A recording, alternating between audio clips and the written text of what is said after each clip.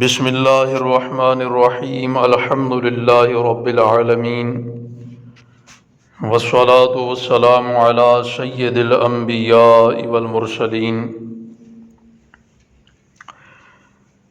حضرت سیدنا جبیر بن مطعم رضی اللہ تعالی عنہ بیان فرماتے ہیں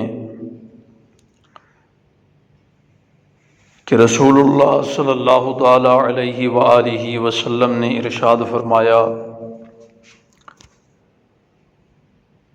لا يدخل الجنت قاطع،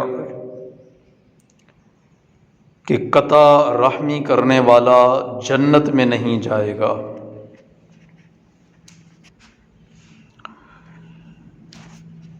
تو اس کے حوالے سے اس سے پچھلے بیان میں بالتفصیل بات ہوئی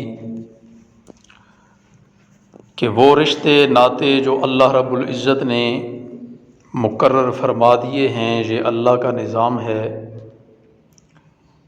اور ان رشتوں میں حسن سلوک، صلہ رحمی، تعلقات جوڑنا، اس کا حکم دیا گیا، اور تعلقات توڑنا، سلام کلام ختم کرنا، قطع رحمی کرنا، اس پر اللہ رب العزت نے قرآن مجید میں قطع رحمی کرنے والوں کے لیے لعنت کی وعید فرمائی ہے۔ اور سورہ محمد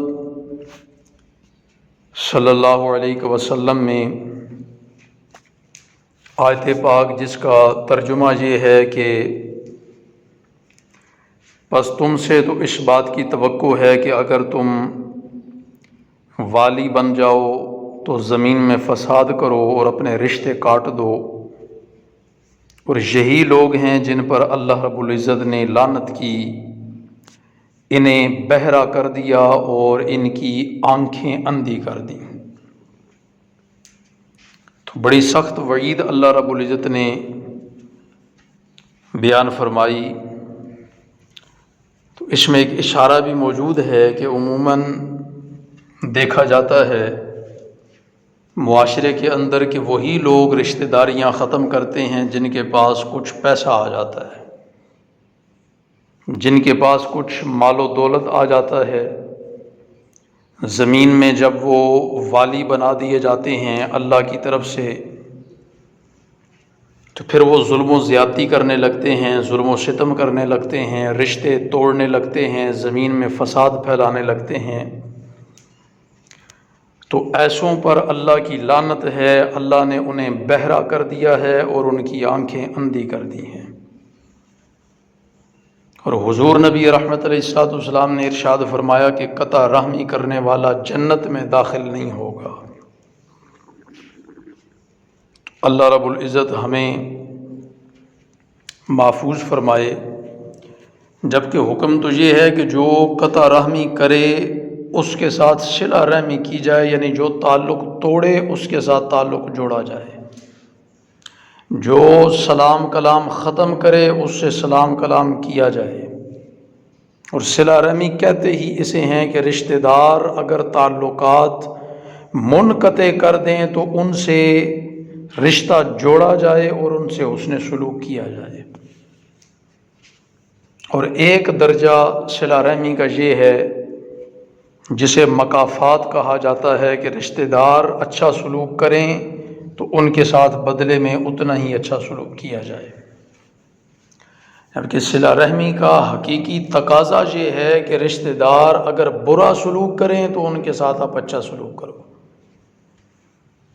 رشتہ دار اگر منقطع کریں تعلق کو تو آپ اپنا تعلق ان کے ساتھ جوڑو۔ اللہ رب العزت سمجھنے کی توفیق عطا فرمائے۔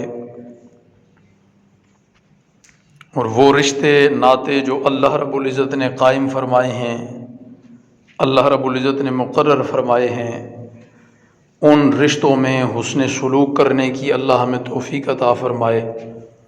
قطع رحمی کہ جس پر قرآن مجید میں لعنت کی وعید آئی ہے، اور حضور نبی رحمت علیہ السلام نے ارشاد فرمایا کہ قطع رحمی کرنے والا جنت میں نہیں جائے گا، تو اللہ رب العزت ہمیں ان وعیدوں سے محفوظ فرمائے، صلہ رحمی کرنے والا بنائے، اور اس واجب کو، اس فرض کو ادا کر کے اللہ رب العزت ہمیں جنت کا راہی بنائے۔ وآخر دعوایا ان الحمد للہ رب العالمین۔